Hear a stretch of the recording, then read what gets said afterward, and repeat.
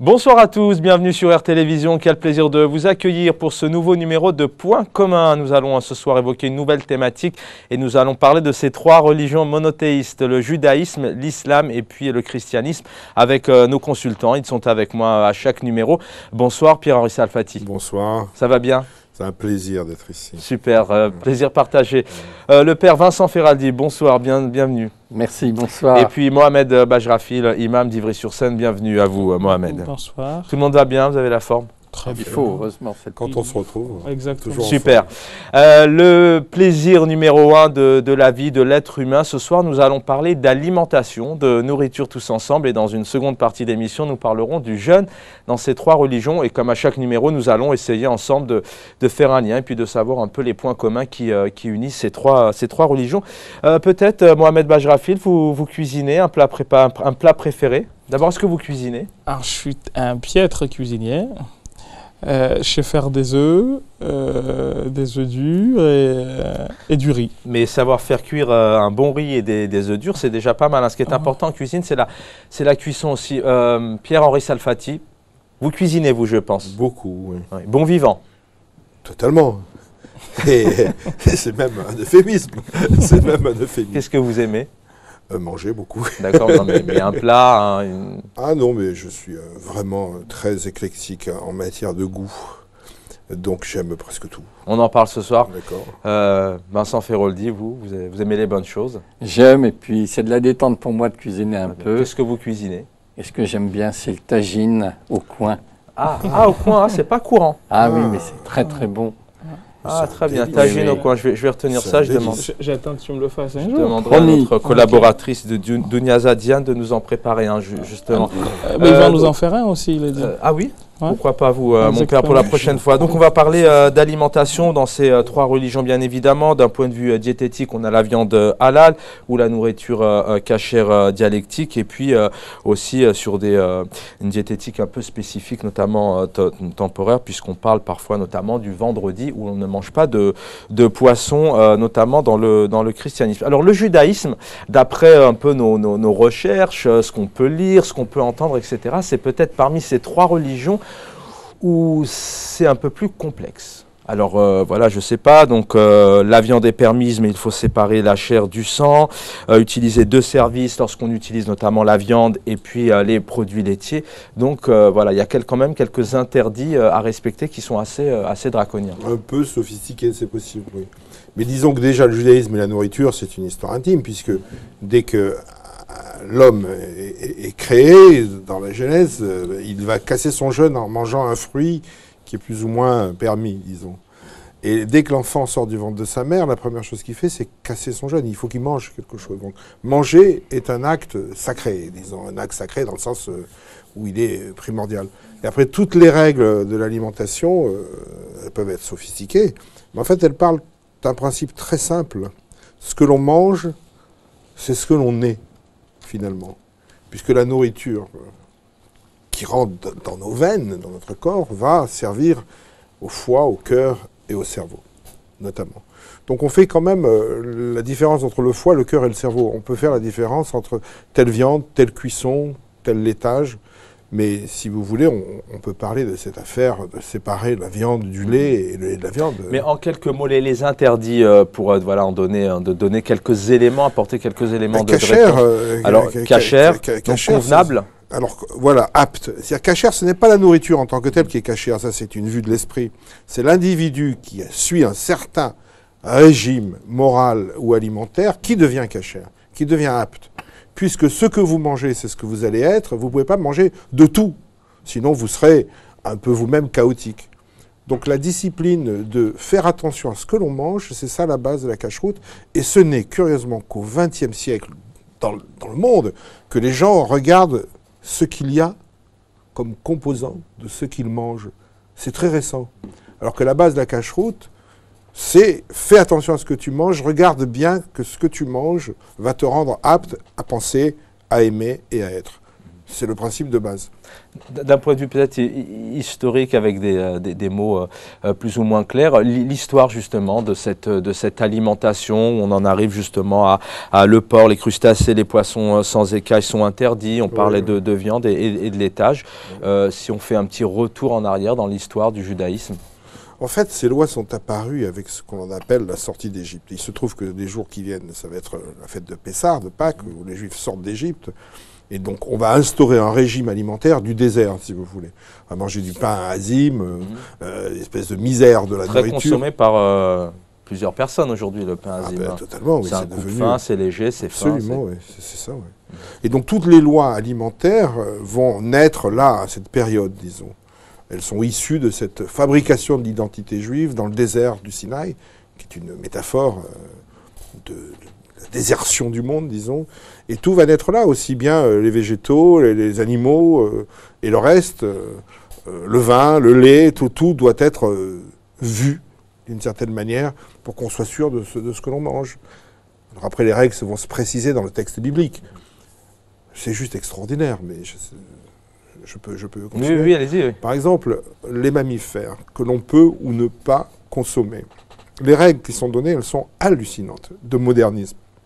Première chose, on considère 4 espèces de mammifères non aptes à être mangées.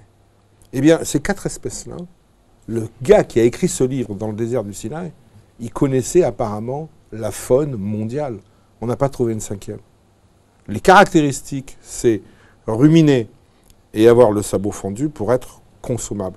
3 de ces 4 espèces ne sont pas du tout consommables parce que ce sont des ruminants qui n'ont pas le sabot fendu. Et la 4e, qui est le porc, elle est omnivore, n'est pas ruminant, mais a le sabot fendu. C'est-à-dire qu'elle aurait les signes extérieurs de cachère. Et les autres auraient les signes intérieurs de non-cachère. Eh bien, il faut quand même avoir ça en tête. Au XVIIIe siècle, quand on a classifié le monde animal, on se trompait. Jusqu'à aujourd'hui, on se trompe. Et vous avez 4 signes de distinguo. Et pourquoi alors après, c'est ce distinguo-là qu'on peut manger ou pas manger. Ça, c'est des vraies longues discussions.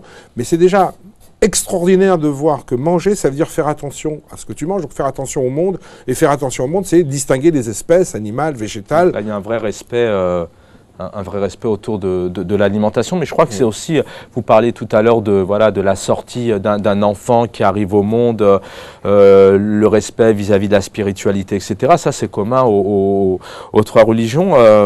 Vincent Feroldi, pareil, donc vous, autour de la... Alors, dans le christianisme, voilà, j'ai envie de dire que beaucoup de choses sont permises. Il n'y a peut-être pas beaucoup d'interdits, sauf peut-être le vendredi, et encore peut-être de moins en moins aujourd'hui.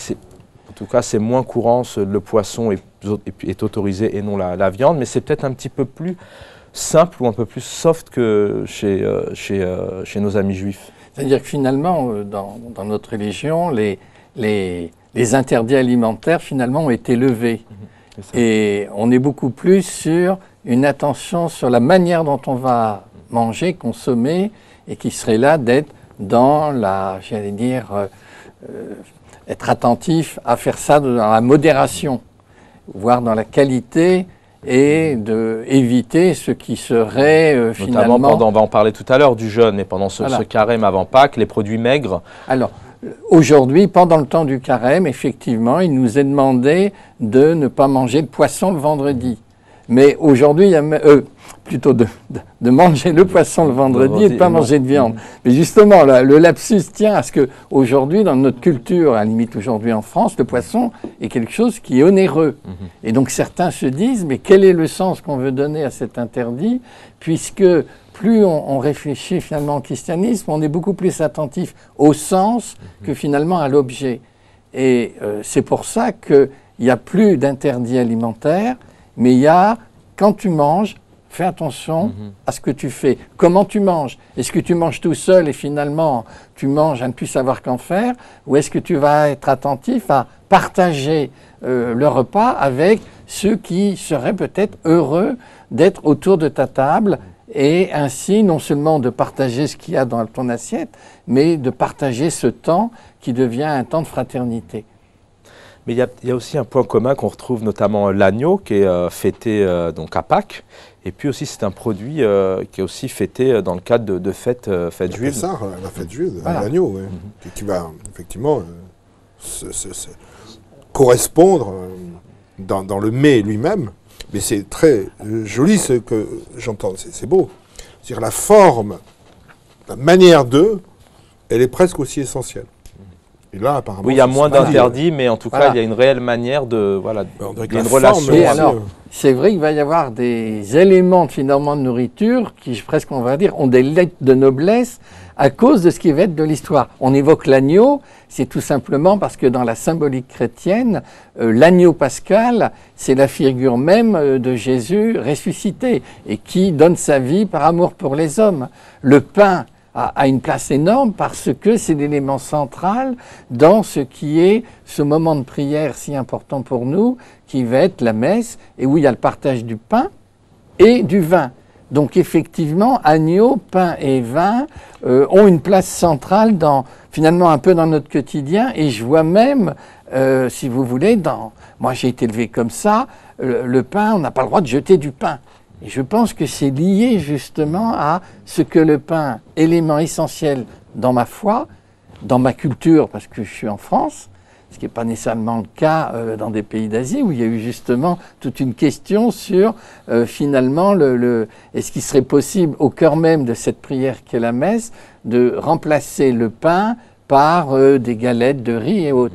Et la réponse a été non, parce que dans ce moment de prière, il y a aussi la dimension, on fait mémoire d'un événement historique très précis. D'où, c'est pas n'importe quel pain que nous consommons dans la messe, mais le pain asile, parce qu'il est lié, justement lié à cette histoire de la Pâque juive. Exactement. La scène. La scène, c'est le vin, l'agneau et le pain azim. Et c'est la communion. Voilà. C'est la communion. Alors un autre aussi point incroyable. commun, Mohamed Bajrafil, qui nous revient tout droit de Mayotte. Et le pain aussi est très respecté dans la communauté maghrébine et autres, en Orient, oriental, etc. Et aussi dans la religion. Alors la religion musulmane, donc bon, les choses sont peut-être assez claires. On ne boit pas d'alcool, on ne mange pas de porc, bon, pas de chien, de chat, de carnassier, d'équidés aussi. Donc c'est peut-être un petit peu plus simple aussi, j'ai envie de dire. En tout cas, c'est peut-être un petit peu plus entré dans les mœurs.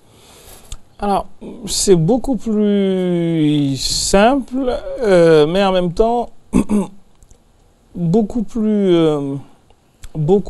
moral, si je puis m'exprimer ainsi. C'est-à-dire que, autant on te dit que, comme il a été dit à juste titre à la fois par Vincent et Pierre-Henri,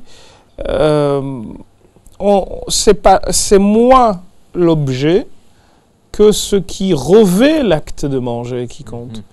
Et aujourd'hui, une des choses que nous autres avons à déplorer, c'est que le halal ait perdu cette dimension pour seulement se focaliser sur ce que l'on mange, alors qu'en réalité... Alors on rappelle aux téléspectateurs, halal, donc licite, haram, haram, donc illicite. Oui, c'est beaucoup plus intéressant que ça en fait. C'est que haram, en principe, c'est ce qu'on n'a pas le droit de toucher.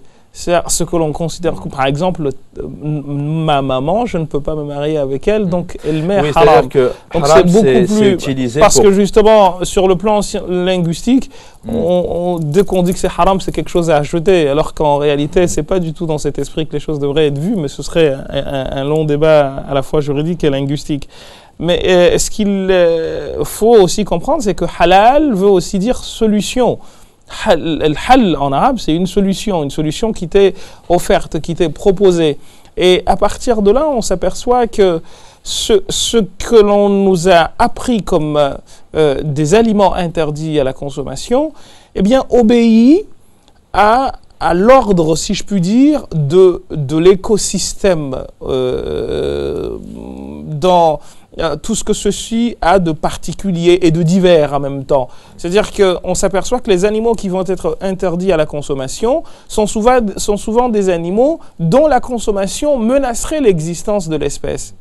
Par exemple, on n'a pas le droit de manger les animaux qui chassent par leurs griffes ou qui vivent de chair, etc. Donc là, on s'aperçoit qu'il y a c'est beaucoup plus profond que cela. Et au-delà de votre question, il y a aussi l'idée que on te dit que les animaux sont aussi des communautés comme vous. C'est un très beau verset du Coran qui l'aborde. Il y a même un chapitre dans le Coran qui s'appelle Al-An'am, les bestiaux, pour justement nous apprendre l'importance du fait que tu vis sur terre, certes tu consommes des choses, mais tu dois D'ailleurs, toujours... ça, c'est stipulé, hein, éviter les gaspillages. Exactement. Et puis tuer, en tout cas, juste ce que l'on va consommer. Ce dont on a besoin, tout en respectant un certain nombre de choses, dont, par exemple, la vie de l'animal, qui n'est pas moins sacrée finalement que la tienne. Et en réalité, tu ne tues l'animal que parce que tu es dans le besoin. Et Dieu dit dans le Coran, par exemple, qu'il nous a été soumis ces bêtes, mais en même temps, il nous est demandé au même moment de savoir que, eh bien, finalement, tu n'as pas le droit d'attenter à la vie de quelque bête que ce soit sous prétexte que tu en as envie. Tu le fais par nécessité. Donc, tu n'as par exemple pas le droit de tuer des animaux qui sont en train de téter. Comment dire, la bête qui allait également, tu n'as pas le droit de la tuer. Un message en tout cas à faire passer dans cette période, enfin dans ce monde où effectivement les animaux, il y a plusieurs débats, sont traités aussi d'une manière un peu et avec beaucoup de violence, et certains reportages le prouvent. L'abattage des animaux réglementé, il faut prononcer donc au nom de Dieu, donc vider l'animal de son sang, par un musulman, un juif ou un chrétien. Donc ça c'est... C'est un débat théologique, en fait, juridique. Abattre au nom de Dieu et consommer par un musulman. C'est une question qui a été abordée par les jurisconsultes musulmans et qui, de mon point de vue, a besoin que tranquillement les gens s'assoient et comment dire, abordent. En réalité, c'est beaucoup moins complexe que cela. Au temps du prophète, il nous est rapporté des propos divers et variés qui nous apprennent par exemple que des bédouins venaient avec de la viande dont on ne savait pas si elle était égorgée ou pas au nom de qui que ce soit, ou si on a dit quoi que ce soit, le prophète qui disait à ses compagnons, dites au nom de Dieu le clément et le miséricordieux et rendez-la halal. Ce qui veut dire que en fait, encore une fois, aujourd'hui, et c'est ce que je déplore le plus, on focalise davantage sur le fait de mettre le couteau à la gorge de la bête et la sacrifier, que ce qui entoure cet événement, qui est en quelque sorte un événement de sacralisation. C'est-à-dire que je suis en phase avec mon Seigneur, et c'est pour cette raison qu'il est recommandé de dire au nom de Dieu, parce que tu apparentes la bête à Dieu, tu dis qu'elle n'est pas à toi, mais tu l'apparentes à Dieu, et c'est assez paradoxal, mais au moment où l'homme meurt en islam, il est demandé aussi qu'il y ait quelqu'un à côté de lui pour lui rappeler qu'il est aussi de Dieu. Donc ce serait beaucoup plus profond si on voulait aller beaucoup plus loin, mais ce qui m'intéresse aussi, et je pense que c'est très important à noter, c'est de dire que, au-delà de tout ce que l'on peut dire au sujet du halal, comme vous l'avez dit, il y a cette notion de fraternité juive et chrétienne avec les musulmans. Et souvent, j'embête mes frères et amis juifs et chrétiens en leur disant... mais en fait, nous pouvons manger ce qui est kasher. Tout à fait. Nous pouvons manger ce que Vincent mange, mais je ne sais pas par contre si eux ils peuvent manger ce que je mange. Je les embête un peu dans ce sens, mais c'est une manière de leur dire que je sais, Vincent il mange ce qu'il mange aussi, mais c'est une manière de dire... À partir du moment où vous m'invitez, je viendrai à votre table. Le message est passé, vous vouliez réagir Ah non, mais alors d'une part, tout ce que j'entends... j'ai l'impression de le lire dans la Torah, enfin dans la Bible, puisque toutes ces règles de bienséance et de forme sont absolument implicites à cette pratique du judaïsme, qui est le respect de la vie, le respect des animaux, le respect de l'autre, le partage, etc. Tout ça est codifié de façon très très très sérieuse. Et on peut se dire effectivement qu'au cours de l'histoire, finalement, le christianisme avait l'intention de l'humanisme et de l'universalisme, donc a rendu le judaïsme soft. D'un seul coup, tout est permis, dans certaines règles, parce que l'idée, c'est l'universalisme. L'islam qui vient ensuite, c'est un peu un judaïsme plus hard, c'est-à-dire on rétablit une espèce de chose qui se serait dissoute, et donc les points communs sont toujours là. Et c'est pas pour rien qu'on est là ensemble à parler de ça. Parce que j'ai l'impression à la limite, d'illustrer même le texte biblique, si je puis me permettre, du réel, de la réalité du monde. Le texte biblique s'illustre du réel, de la réalité. Alors après, les règles strictes de la cacheroute, elles sont extrêmement, comme vous le disiez tout à l'heure, sophistiquées et complexes, qui fait que, je vous rassure, un juif n'irait pas manger chez un autre juif. Ouais, parce que pour lui, c'est pas assez strict. Ah, oui. Il n'a pas confiance. Quand on est dans le mood, si vous voulez, du zèle, c'est-à-dire on va aller au fil de la lettre, même discuter sur le fil de la lettre. Donc vous avez des familles ultra-orthodoxes juives qui ne mangent que chez elles, qui ne mangent même pas ce que fait le cousin à manger, etc. Alors allez leur dire d'aller manger dans un restaurant ou d'aller manger chez l'habitant, c'est impensable. Pourtant, ce sont des moments de partage. Après la messe du dimanche, on a... non, mais là, je vous parle de gens qui partagent moins, disons. Ah oui, d'accord. qui sont plus dans leur mood à eux, presque paranoïaques. On peut comprendre, effectivement, que les gens vont manger, vont sortir du ghetto et vont manger partout. Parce que, comme vous le dites, l'essentiel, c'est le partage. C'est vrai. Oui, ben, je pense, là, j'officie le dimanche dans un hôpital où il y a la messe avec les patients, les familles, puis les gens du quartier. Donc c'est le temps spirituel, mais à la sortie du temps spirituel, il y a toujours ce temps de convivialité où on va prendre le temps de boire un café, de s'échanger des gâteaux, parce que c'est aussi toute notre humanité. Oui, puis ce repas dominical, quelque part, il est religieux. Souvent maintenant, tout le monde, toutes les familles du monde entier, en France énormément, le dimanche midi, c'est le repas de famille. Mais c'est l'histoire peut-être, la genèse, c'est aussi après cette messe du dimanche matin, on se retrouve en famille. Et souvent, on se disait, on va discuter de ce que le curé nous a dit à la messe du dimanche, et ça pouvait être un grand moment d'échange. Mais ce que j'ai beaucoup aimé dans ce que disaient Mohamed Bajrafine et Pierre-Henri par rapport à, finalement, là c'était le halal kasher, c'est si on se fixe uniquement sur permis ou pas permis, sur la règle, je vais dire, on passe à côté. Or, la manière dont c'était évoqué, je dirais, c'est toute une théologie de la création que l'on prend en compte avec la place de l'homme, mais l'homme n'est pas le seul. L'homme est au cœur d'un univers de la création, que ce soit les arbres, les plantes, les poissons. Et au cœur de tout cela, on est finalement, de par la volonté de Dieu qui est la source de la vie, amené à finalement vivre ensemble. Et si j'ai besoin effectivement de nourriture, mais c'est que je suis dans le besoin. Mais je ne vais pas par plaisir tuer les animaux ou détruire la création. Peut-être pour aller plus loin, on le voit aujourd'hui, des pratiquants ou non pratiquants juifs fréquentent des épiceries ou des boutiques cachères. Inutile de parler de toutes ces épiceries et puis ces boucheries halal qui sont fréquentées par tout consommateur venu de tout horizon. Alors, qu'est-ce qui fait justement qu'on n'arrive pas à sortir de ce côté kasher, halal? Je ne pense pas que le but soit de faire sortir les gens. Non, mais en tout cas, ce que je veux dire, c'est peut-être d'avoir une autre réflexion que de dire c'est interdit, pas interdit. C'est ce que vous, en tout cas, lorsqu'on vous entend, c'est ce que vous essayez d'exprimer, que ça va au-delà du produit, qu'il y a une réelle relation avec l'aliment. En fait, de mon point de vue, il faut au contraire aider les gens, les accompagner dans leur quête de spiritualité et leur dire que le summum de votre spiritualité sera justement, comme le disait Bachelard, de réussir à faire en sorte que ce que vous pratiquez vous rende le plus proche possible de votre prochain.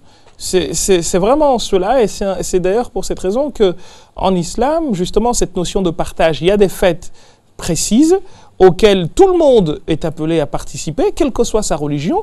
On voit par exemple dans ce qui est de la fête dite de l'Udhiya, on parlait d'agneau tout à l'heure, mais c'est exactement cette figure que l'on retrouve aussi dans la fête dite du mouton, ou Tabaski, avec justement la perpétuation du sacrifice du grand patriarche Abraham, à qui on va demander sous forme d'examen de sacrifier son enfant. Et qui préférera, bien Dieu lui enverra un agneau à la place de son enfant pour lui montrer que ce dont il était question, c'était moins de tuer un humain, mais de voir jusqu'où il était capable d'aller dans son rapport de confiance et d'amour pour son Seigneur. Eh bien, de montrer que finalement, à cette fête-là, qu'est-ce qu'on fait? Il est demandé aux musulmans de partager sa viande en 2 ou 3 parties, dont une partie, le prophète nous apprend, où la plus grande des parties doit être donnée à l'autre. Donc on est vraiment dans cet esprit de partage, et au fond, quand il m'est dit que je peux aller dans une boucherie cachère et manger, eh bien, il faut comprendre au-delà de cela que c'est pour que je sois proche de mon frère qu'il m'est demandé de faire cela. C'est pour que j'apprenne à savoir qui il est. Et ce qui est aujourd'hui dommage et dommageable, c'est de voir que, au lieu d'être des sphères d'ouverture, ces modes alimentaires qui, au fond, me permettent de savoir qui je suis, parce que, comme le disait tout à l'heure Pierre-Henri, c'est justement en prenant soin de ce que je mange, que je cherche à veiller à la fois sur moi, chacun de nous parle aujourd'hui de vouloir garder sa ligne, etc. Mais aussi et surtout, je cherche à être en phase avec une spiritualité qui m'a dit de faire ceci et cela. Mais on me dit, tu as le droit d'aller voir chez Pierre-Henri et manger. Tu as le droit d'aller voir Vincent et manger. Eh bien, c'est une manière de te dire, tu es chez ton frère. Vous voulez réagir avant qu'on avance? Une question en même temps. Ça se perd ce vendredi quelque part. Je voudrais aussi avoir votre avis sur la consommation des pratiquants. Est-ce que réellement, alors je sais que dans certaines cantines, en France notamment, on ne donne plus de viande ou on met du poisson. Est-ce que réellement, dans la pratique aujourd'hui, on arrive à privilégier ces produits maigres, moins de confiserie, moins de sucre, moins de viande, des choses plus légères? Et puis, Mohamed Bajrafil, derrière, en quelques secondes, une question vraiment très simple. Pourquoi ne mange-t-on pas de porc dans la religion musulmane? Beaucoup d'internautes, beaucoup de personnes nous posent la question. Alors, je dirais, pour ce qui est de la pratique, à la limite, du poisson le vendredi, elle se perd parce que aujourd'hui, on a spiritualisé beaucoup plus ce temps du carême avec, à la limite, privation de moins manger que, effectivement, de poisson. Ce que je trouvais très intéressant dans ce qu'il disait Bajrafil, c'est que finalement, la question, est-ce que c'est avant tout, à travers la nourriture, un chemin identitaire qu'on veut privilégier? Est-ce que c'est un chemin spirituel? Ou est-ce que c'est un chemin après, voilà, de fraternité, de convivialité? Et c'est vrai qu'aujourd'hui, c'est un peu une de mes craintes, c'est que dans ce qui se passe un peu dans notre société française, c'est que curseurs identitaires deviennent beaucoup trop importants et que finalement, on se pose même la question, est-ce qu'on peut encore manger ensemble? Alors que, quelle joie, moi, que j'ai quand, des fois le vendredi, une famille musulmane vient m'apporter le couscous. Là, c'est ce partage fraternel et qui est très heureux. Peut-on encore manger ensemble? Peut-être une idée, vous mettre peut-être sur le travail, l'écriture d'un livre, puis voir un peu...